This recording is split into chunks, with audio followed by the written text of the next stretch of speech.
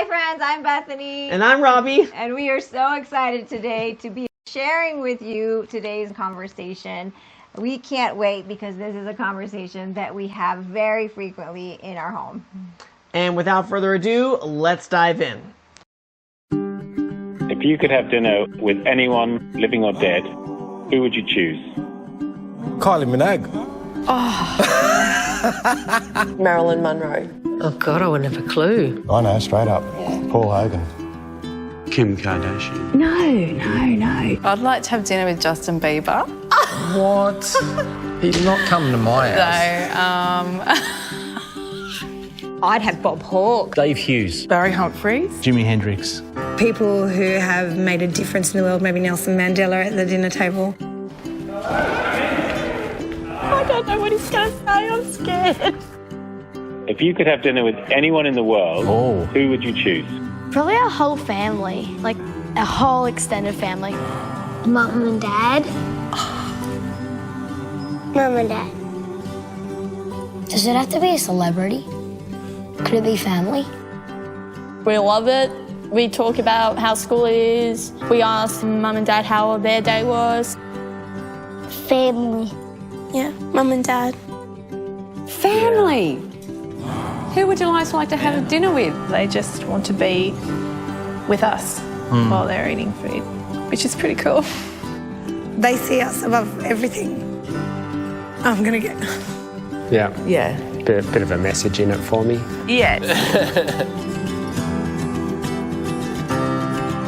With September ending, which was National Family Meal Together Month, it only is appropriate to make this episode dedicated to family meals. How has having family meals impacted our family culture? 5 years ago, we started really implementing this intentionally. There's a difference between naturally doing it and intentionally doing it. We'll talk about that. But our child, our oldest, has especially loves and expects mealtime to be family. If he's at the mealtime table alone, he will let you know about it. He wants to and seeks that connection. And that is a fruit, I look at it as a fruit, of the habits that the healthy habit of family mealtime that we've established in our family. What does Scripture say about having meals together? Good. So meals together is interesting. So Exodus comes to mind. It's Exodus 24, 9 through 11. It talks about all of the 70 elders coming together. This is on Mount Sinai. So 70 elders getting together and breaking bread. So when I think of meals in the Bible, I want to know when people got together at a table. So it starts as early as the Old Testament in Exodus and goes all the way to one of the most famous meals of all time, the Last Supper. So it starts early, ends there. And if you think about it, Jesus' first miracle was also food related or meal related, a wedding feast. Yeah. There's those actual physical things that happened. But there's also God setting a spiritual table for us.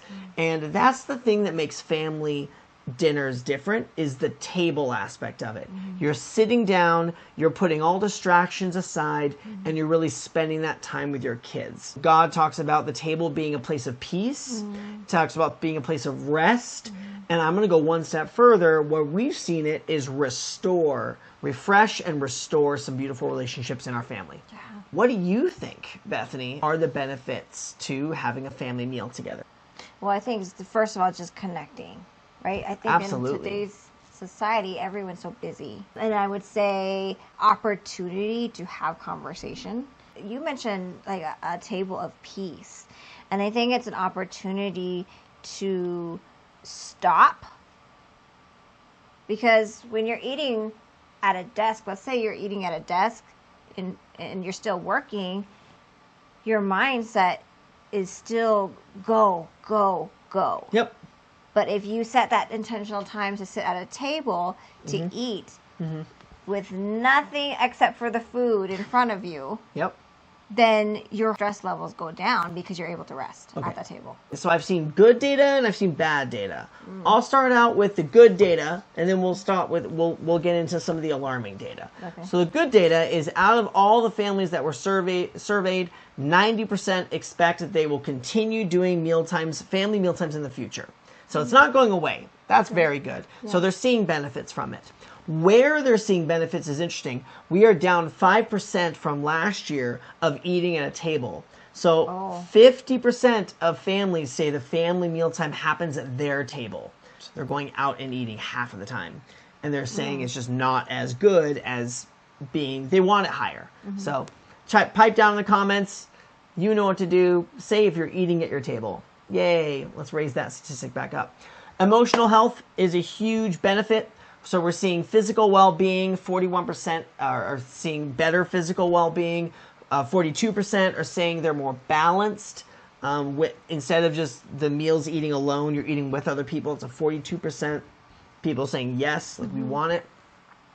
And then 30%, 1/3 of people are saying that it helps them feel calm. It helps family meals, calm people down, regardless of the reason. And then 62% say they're more likely to share family meals, having seen the benefits. And that's what we're doing with you. We're sharing the how to start if you aren't, or how to go more even if you're still doing it, and then how to improve them.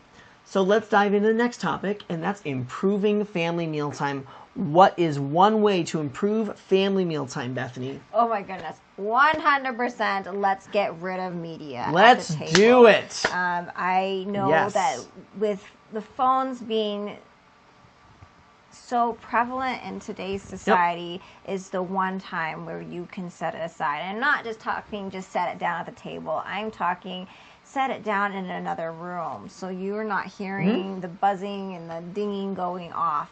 That it is just out of your reach. I love that.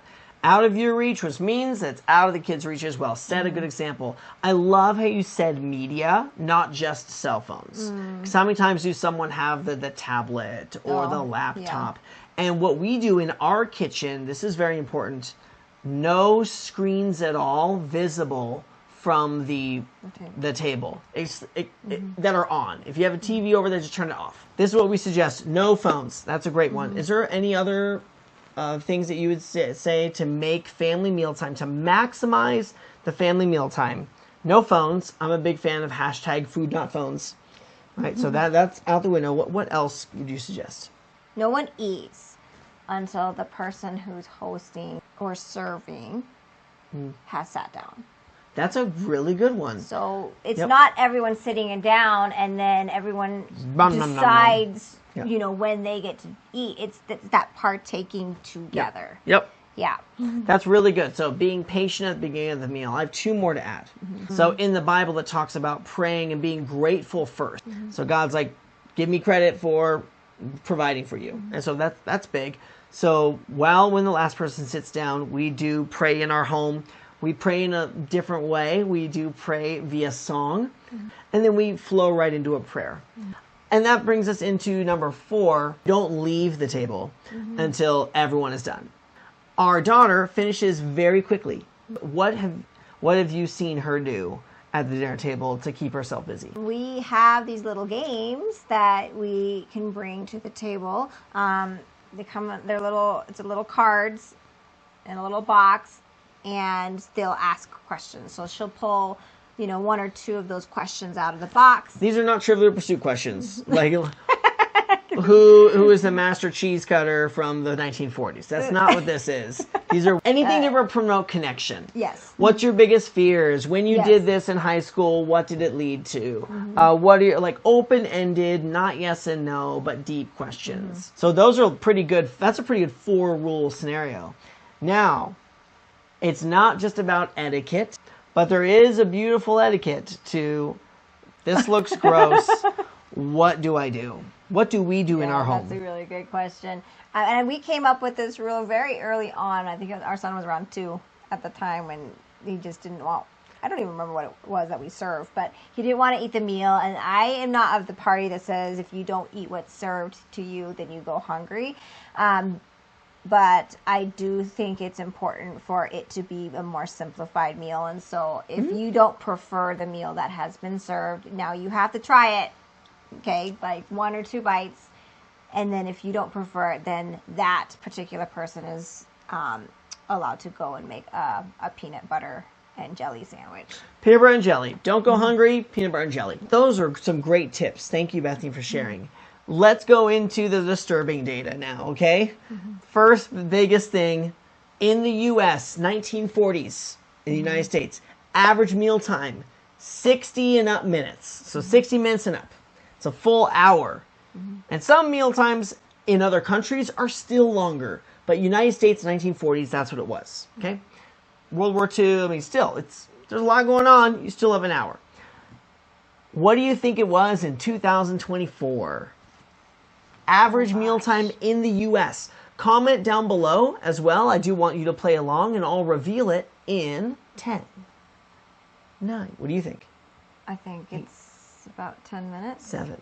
Oh, God. 6. Bethany says 10 minutes. I bet someone commented $1. 3. $1. 2. Price is right. Oh. 1. 12 minutes, ladies and gentlemen. 12 minutes? I'm done. If you think about how fast-paced our society is, let's get to the next thing. Yep. Is that data talking about the 12 minutes around a table, or is just how fast can we put food into our bodies? Is it becoming a chore, right? Like, I think mealtime is becoming a chore. Yeah. Or it's just to check it off your to-do list. I don't know about you, but I've seen drive-through lines increase. And when you drive through, you rarely bring the meal home. You usually eat it in the car.